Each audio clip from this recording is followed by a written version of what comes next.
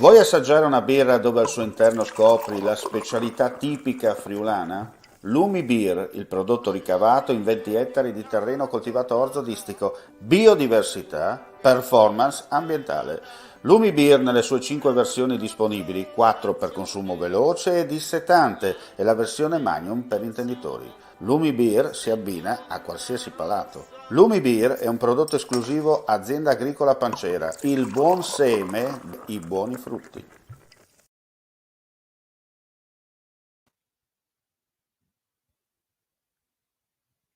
Cordiale saluto gentili amici, ben ritrovati a questo appuntamento live su friulitv.net, aggiornamenti di cronaca dal Friuli Venezia Giulia. Partiamo dal grave incidente che è avvenuto ieri sera lungo la statale 54 in località Tre Pietre in comune di Moimacco. Un violento scontro tra un'auto e una moto, fatale per il Centauro. La vittima si chiamava Gianluca Quaino, 52 anni, agente di polizia in servizio alla questura di Udine. Ferito anche il conducente dell'auto coinvolta, per fortuna fuori pericolo di vita. Rilievi di legge da parte dei carabinieri per chiarire le dinamiche del sinistro. Sul posto anche una volante giunta dal commissariato di pubblica sicurezza di Cividale del Friuli. Per la rimozione e la messa in sicurezza anche i vigili del fuoco del locale distaccamento.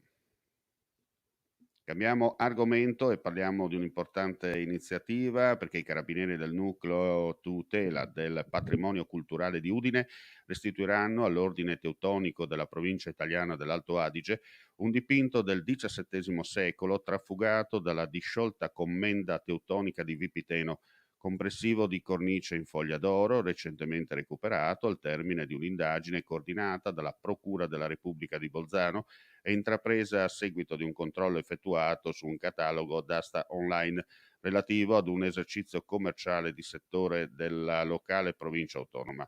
L'opera pittorica sarà riconsegnata al priore provinciale dell'ordine teutonico, il dottor Arnold Wieland, domenica 19 settembre a Bolzano, presso la chiesa di San Giorgio in Begenstein, nel corso della Santa Messa delle ore 19, da parte del comandante del nucleo del territorio e patrimonio culturale di Udine, il maggiore Lorenzo Pella.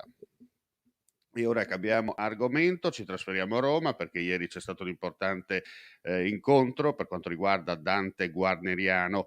Presentato a Roma il progetto, le parole dell'assessore regionale alle finanze Barbara Zilli, presente nella capitale come rappresentante della regione Friuli Venezia Giulia. E allora agevoliamo il tutto.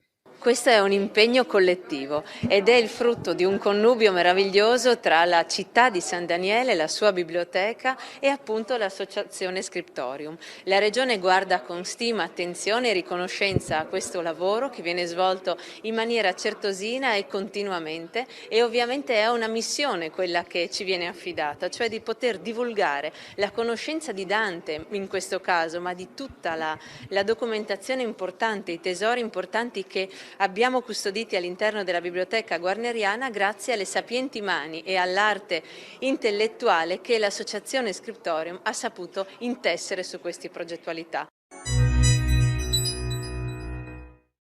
Grazie chiaramente anche ai colleghi dell'agenzia Dire che ci hanno permesso insomma di ricevere questa intervista, grazie chiaramente anche all'ufficio stampa dell'assessore Zilli per averci poi inviato il tutto da Roma direttamente per documentare quello che è accaduto, ripeto, nella giornata di ieri.